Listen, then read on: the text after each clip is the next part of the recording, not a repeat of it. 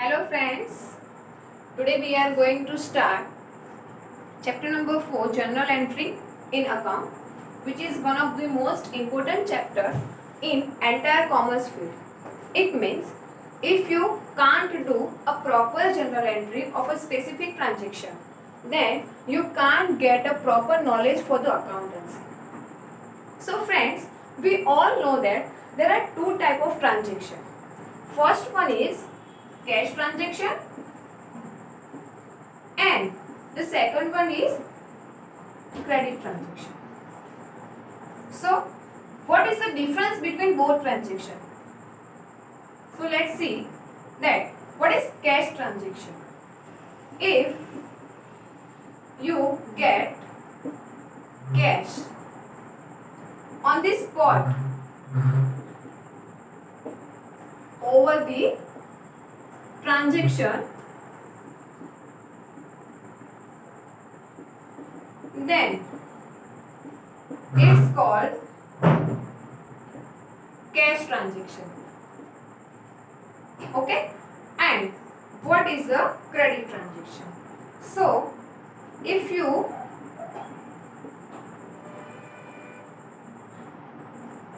cannot get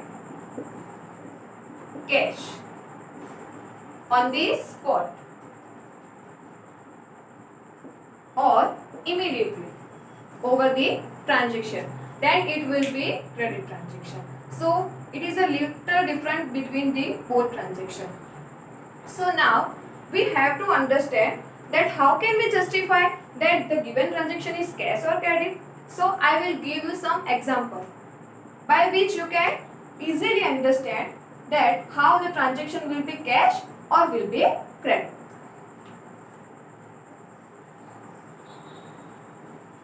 So friends, now I'll give you some examples. First one is goods is sold for cash of rupees 2000. So here the word cash is mentioned, so it will be cash transaction. So friends, ये transaction हमें क्या कह रहा है कि हमने goods sale किया है कितने का 2000 का, वो भी कैसे किया है, कैश से किया है. तो ये हमें ये दिखा रहा है अगर किसी भी ट्रांजेक्शन में कैश वाला वर्ड मेंशन किया हुआ हो तो वो ऑलवेज कौन सा ट्रांजेक्शन होएगा, कैश होएगा. अब हम ये देखेंगे कि और क्या होता है. तो मैं सेकंड लिख रही हूँ कि goods is sold to Mr. X for cash of rupees 2000. So this transaction is also be cash transaction. How can? So here also cash word is mentioned and a person name is also mentioned. You can see that. इस transaction में हमें person का नाम भी दिया हुआ है और कैश शब्द का इस्तेमाल भी किया हुआ है. तो ये भी हमारा कैसा ट्रांजेक्शन हुआ, कैश ट्रांजेक्शन. अब हम ये देखते हैं कि हम ऐसा कैसे पहचानेंगे कि क्रेडिट है. तो third example, goods is sold to mister X of rupees 2000.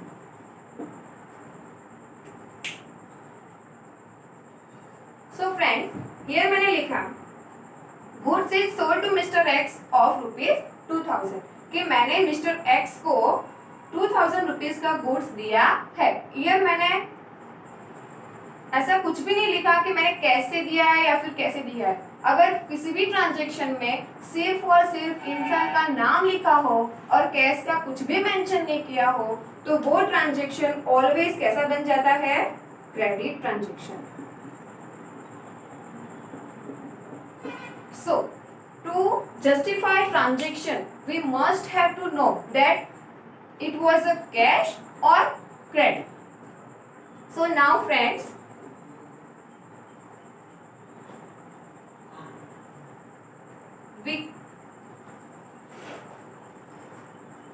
we get some details about the cash or credit.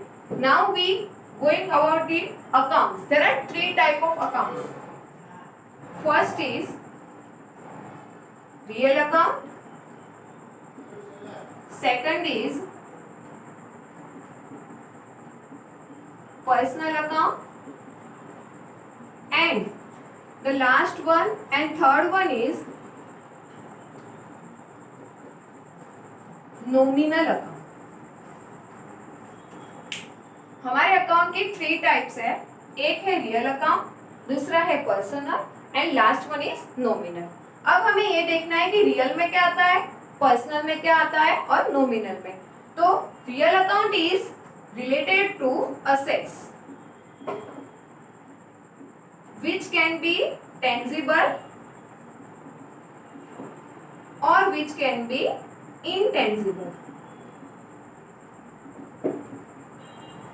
दो टाइप्स की असेट्स होती है. एक होता है टेंजिबल, दूसरा होता है इनटेंजिबल. टेंजिबल यानी जिसे हम देख सकते हैं, छू सकते हैं ऐसा, और इनटेंजिबल यानी जिसे हम देख भी नहीं सकते और छू भी नहीं सकते. वैसे ही दूसरा टाइप है पर्सनल अकाउंट. इसमें भी दो टाइप्स है. एक है नेचुरल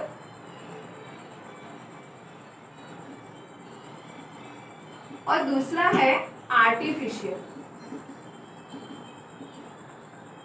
नेचुरल यानी हम सर, और आर्टिफिशियल यानी कोई भी कंपनी हो, ऑर्गेनाइजेशन हो, एक्सेट्रा. एंड लास्ट है nominal. Nominal account is related to expenses and incomes. Okay, इसमें लॉस और गेन भी आ सकता है. गेन यानी कि profit. So we show the three type of account: real account, personal account and nominal account. This three type of account, there have some separated rules.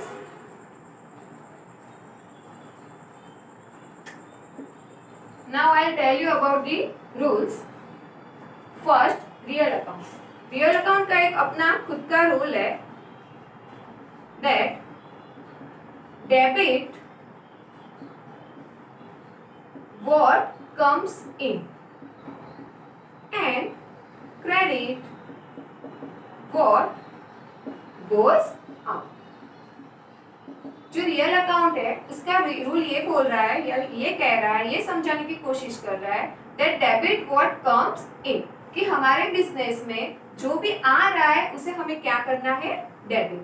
And the credit what goes out, यानी कि हमारे business में dealing की तरह हमारे पास से जो भी जा रहा है उसे हमें क्या करना है, credit. Then second account is personal. इसका भी एक रूल है. The rule is debit the receiver and credit the giver.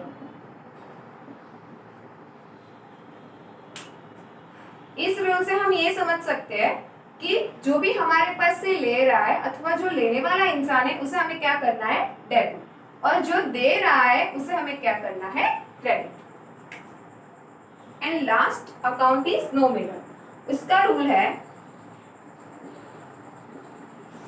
Debit the expenses और losses and credit the income और गेन. इट मीन्स कि अगर हमारे बिजनेस में किसी भी प्रकार का एक्सपेंस हो रहा है तो उसे हमें हमेशा डेबिट करना है. अगर कोई इनकम हो रही है तो उसे हमें क्या करनी है, क्रेडिट. तो ये हमारे थ्री अकाउंट के टाइप्स है और उसके थ्री सेपरेट रूल्स, वो हमें समझने बहुत ही ज़्यादा ज़रूरी है. क्योंकि अगर हम ये रूल्स को अच्छे से नहीं समझ पाते तो हम किसी भी ट्रांजेक्शन की जनरल एंट्री अच्छे से नहीं कर पाते, सच्ची नहीं कर पाते. तो इसके लिए जनरल एंट्री का जो चैप्टर है इसके लिए हमें ये थ्री रूल्स समझने बहुत ही ज़रूरी है, जो बहुत बेसिक रूल्स है. अब हम आगे जाते हैं कि जनरल एंट्री क्या है. उससे पहले मैंने आपको ये जो 3 बेसिक रूल्स दिए उसके मैं कुछ एग्जांपल दे देती हूँ जिससे आप अच्छे से समझ पाओगे। फर्स्ट जो अकाउंट है real account,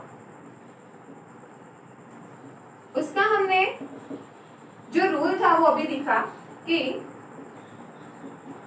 debit what comes in and credit what goes out. अब हम एक एग्जांपल लेते हैं।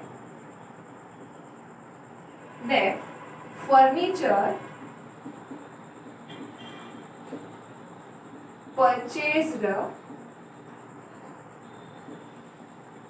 for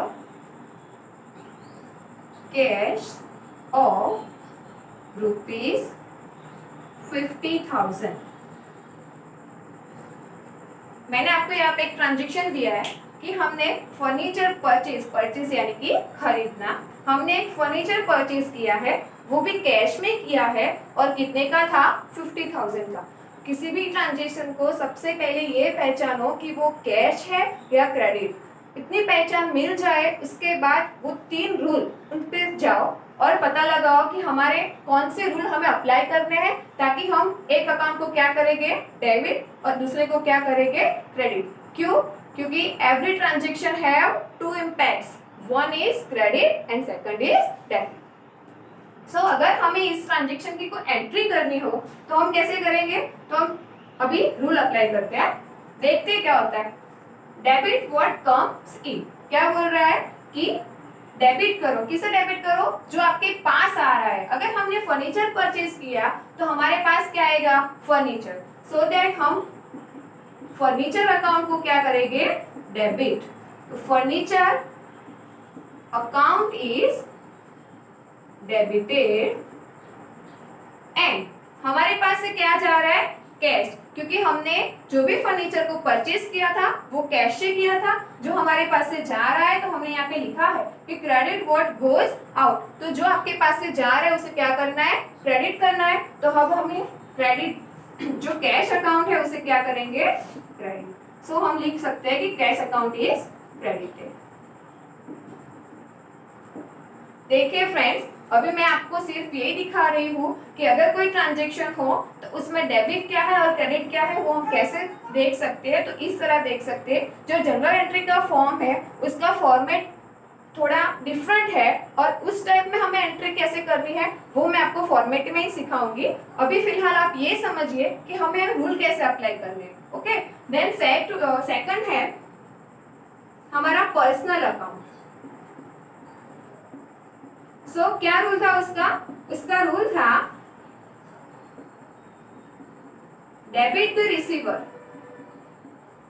and credit the giver. क्या कह रहे हैं रूल? कि जो रिसीव कर रहा है उसे क्या करो? डेबिट, और जो दे रहा है उसे क्या करना है? क्रेडिट। हम इसका भी एक एग्जांपल ले लेते हैं जिसे हम समझ पाए। तो इसका भी एक एग्जांपल दे देती हूँ।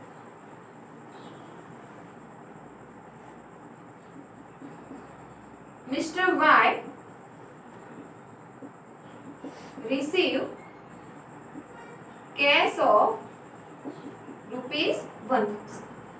मैंने यहाँ पे एक ट्रांजेक्शन लिखा है कि mister Y receive cash of ₹1,000। Means mister Y जो है वो 1,000 कैश रिसीव कर रहे हैं। हमने यहाँ पे लिखा है कि डेबिट द रिसीवर। तो रिसीवर यहाँ पे कौन हुआ? हमारे मिस्टर वाई। तो इधर लिखा डेबिट द रिसीवर, तो इधर डेबिट कौन होगा? मिस्टर वाई होंगे। तो हमें क्या लिखना है कि mister wise account is debited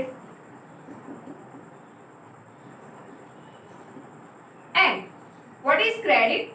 तो अभी हमने देखा उन्होंने कैश रिसीव की है और कैश उनके पास आ रही है, तो हमें कैश अकाउंट उनके पास आ रही है यानी कि हमारे पास से वो कैश ले रहे हैं। तो कैश अकाउंट हमने ऊपर ही लिखा था क्रेडिट व्हाट गोज आउट, जो हमारे पास से जा रहा है उसे हमें क्या करना है? क्रेडिट करना है। तो इधर भी कैश अकाउंट क्या होएगा?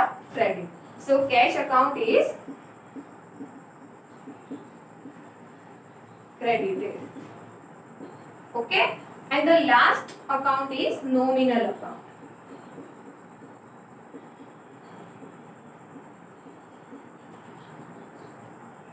उसका क्या रूल था? तो उसका रूल ये था कि debit the expenses and credit the income. It means अगर हमारे बिजनेस में किसी भी प्रकार का एक्सपेंस हो रहा है तो हमें उसे क्या करना है? डेबिट. और अगर किसी भी प्रकार की इनकम हो रही है तो हमें उसे क्या करनी है? क्रेडिट. उसका भी हम एक एग्जांपल ले लेते हैं. Wages paid in cash of ₹200.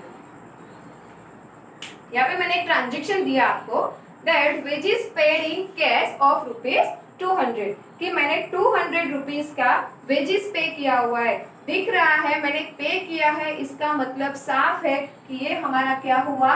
Expense. तो here wages account is must be debited because it is one kind of expense. So our entry is wages account is debited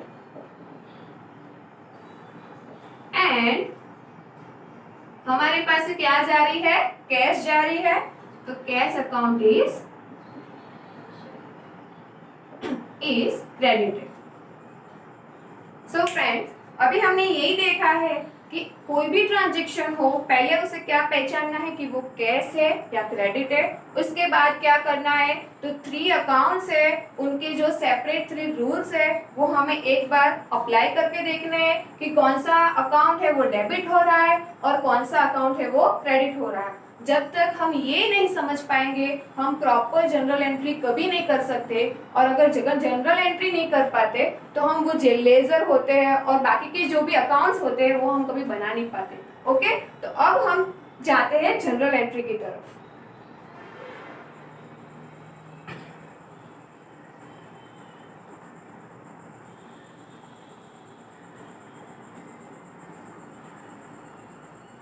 So friends, first of all, we all must have to know that what is the definition of journal entry. Let's start the definition.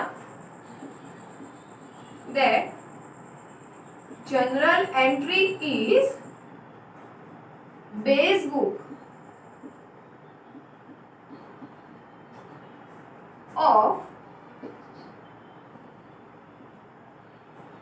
double entry accounting system.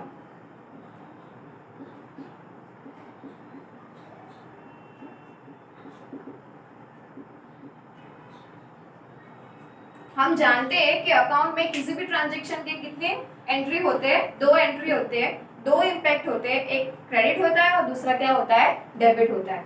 इसीलिए general entry is base book of double entry accounting system. It means general entry is a base है, वो base है. जब तक आप वो अच्छे से नहीं करते, उसे प्रॉपर नहीं बनाते, तब तक आप डबल एंट्री अकाउंटिंग सिस्टम को अच्छे से फॉलो कर पाते नहीं है. अब इसका एक फॉर्मेट है, बहुत ही सिंपल सा फॉर्मेट है जो 5 कॉलम में डिवाइड किया हुआ है. हम पहले एक फॉर्मेट को समझेंगे और उसके बाद कुछ ट्रांजैक्शन लेंगे कि हमें फॉर्मेट में ये कैसे लिखने हैं. Okay,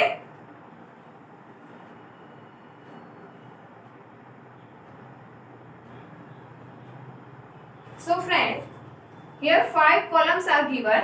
First is date. जो हमारा पहला कॉलम रहेगा वो कैसा है? डेट का है.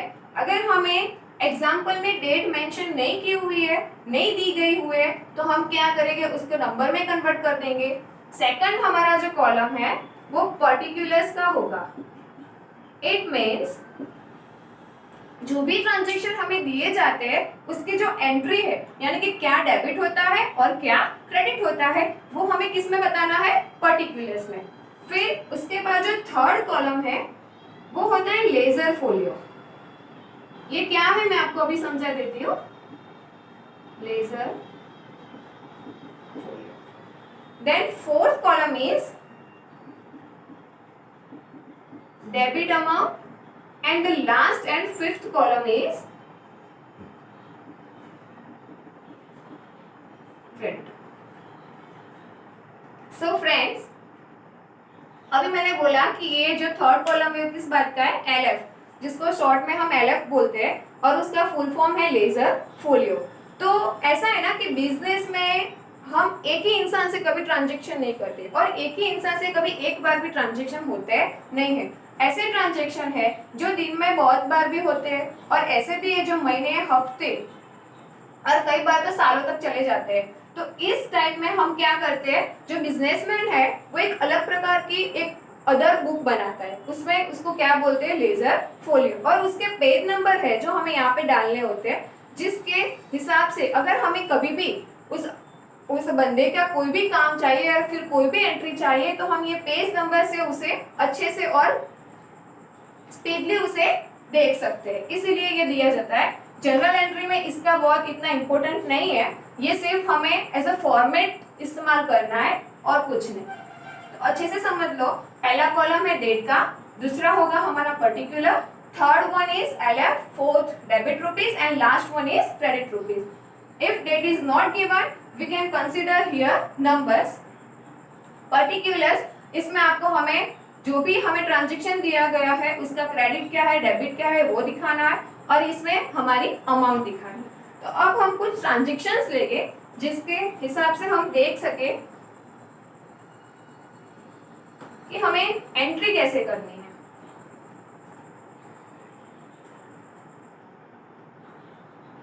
पर मैंने उसके पहले आपको बताया कि before to learn a journal entry we must have to learn 3 basic rules, और उससे भी पहले हमें क्या पहचानना है कि हमें जो भी ट्रांजेक्शन दिया हुआ है वो कैश है या फिर क्रेडिट है।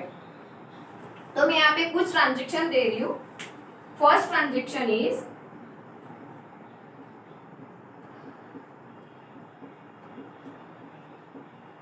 Machine is purchased for cash of ₹50,000। तो हियर मैंने एक ट्रांजेक्शन दिया हुआ है आपको, that machine is purchased for the cash of ₹50,000। इसका मतलब ये होता है कि हमने 50,000 की एक मशीन परचेज की है। मैंने पहले ही बोला था जो भी ट्रांजैक्शन दिया जाता है उसे पहले ये मेंशन करो कि ये कैश है या क्रेडिट। तो हमें एक वर्ड दिख रहा है, क्या है, कैश। इसका मतलब ये ट्रांजैक्शन कैसा होगा, कैश का होगा, क्रेडिट से हुआ होगा नहीं। अब हमें ये देखने हैं कि इस पे कौन सा रूल अप्लाई होता है। तो हमने 3 रूल्स देखे थे।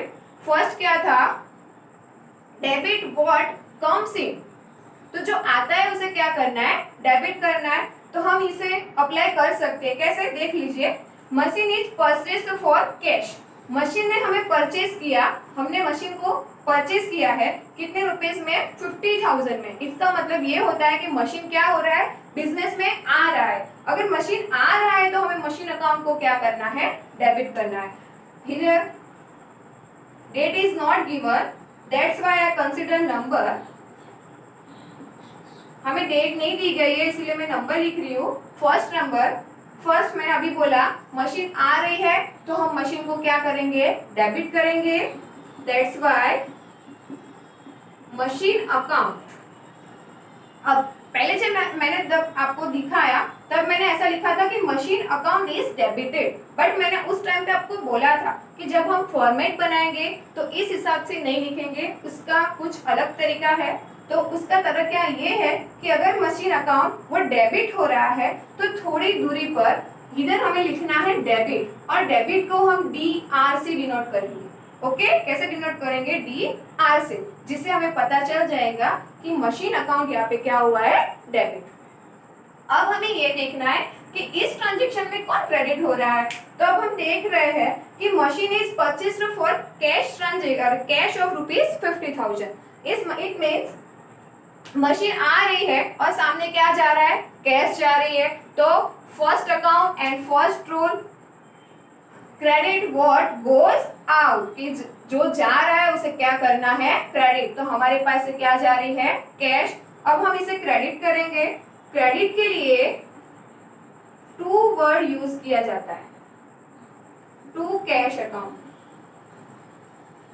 प्लीज रिमेंबर दैट हमें क्रेडिट के लिए हियर CR लिखने की कोई जरूरत है नहीं। हम जब भी कोई अकाउंट क्रेडिट करते हैं उसको डिनोट करने के लिए हमें क्या लिखना है, इधर टू लिखना है। ये टू लिखने से ही पता चल जाएगा कि ये जो टू वाला अकाउंट है वो क्या हुआ है, क्रेडिट हुआ है। इसके लिए अलग से CR लिखने की कोई जरूरत रहती नहीं। So our entry is machine account debited to cash account.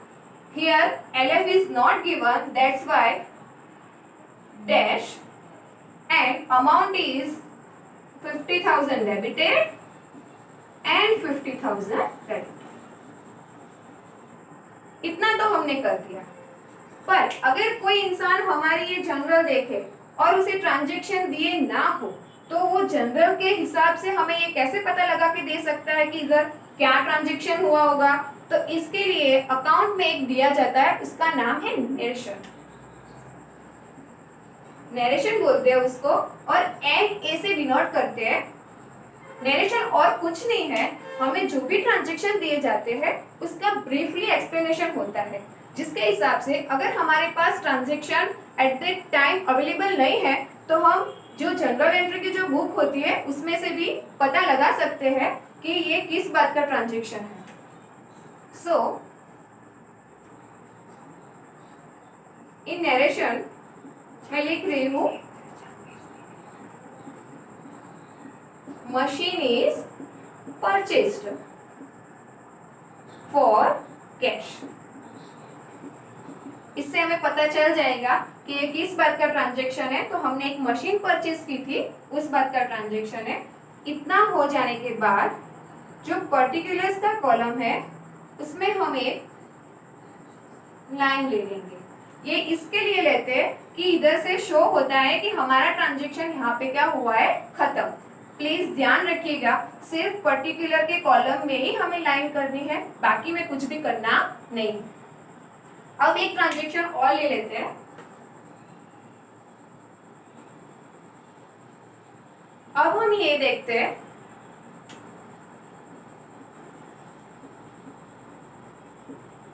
Salary received for cash of ₹25,000।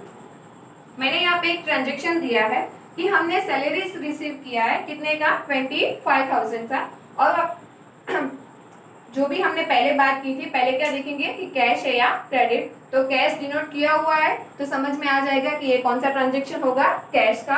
उसके बाद है हमारे 3 अकाउंट्स। तो हम देख रहे हैं यहाँ पे ना तो कोई पर्सन है ना कोई असेट्स है, तो ये किस अकाउंट का होगा, नॉमिनल अकाउंट का ही होगा। और अब हमें ये देखना है कि सैलरी यहाँ पर हमारी इनकम बनती है या फिर एक्सपेंस, उस हिसाब से हम उसे डेबिट और क्रेडिट कर पाएंगे ना। तो अब हम ये देखते हैं कि सैलरी क्या हो रही है। तो सैलरी रिसीव हो रही है, इसका मतलब कि सैलरी क्या है, हमारी इनकम है। तो कैसे, किस बेस पे, तो कैश के बेस पर हो रही है। तो कैश हमारे पास आ रही है। फर्स्ट अकाउंट क्या बोल रहा था, डेबिट व्हाट कम्स इन, कि जो आता है उसे क्या करना है, डेबिट। तो ये दूसरा ट्रांजैक्शन है, इसे मैं सेकंड नंबर दूंगी। और यहाँ पे मैं लिख रही हूँ that cash account is debited. So which account will be credited, then salary account will be credited. Why? Because it is income of our transaction. So cash account is debited to salary account. Amount is 25,000.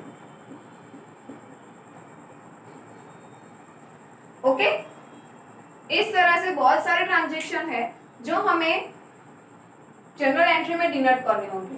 उसके पहले मैंने वो बोला कि हमें transaction के type और account के टाइप और अकाउंट के 3 रूल्स वो हमारे सबसे पहले अच्छे और पक्के होने चाहिए, उस हिसाब से ही हम जनरल एंट्री कर पाएंगे। और अब एक छोटी सी बात है जो मेंशन करनी है वो है गुड्स के बारे में।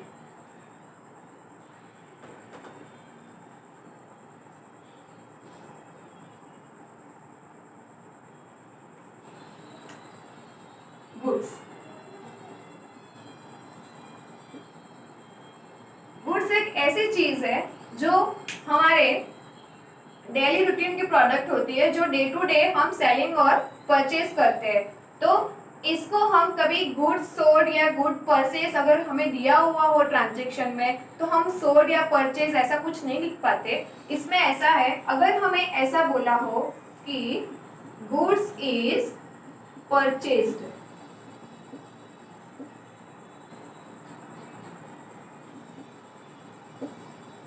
तो हमें कौन सा अकाउंट डेबिट करने, गुड्स आ रहा है हमारे पास, तो हमें यही मालूम होगा कि what comes in is to be debit, but no, here what is coming? Goods is coming, so that we have to write purchase account is debit, not goods. Okay, same if we are selling the goods, if the transaction is given about the selling of goods, then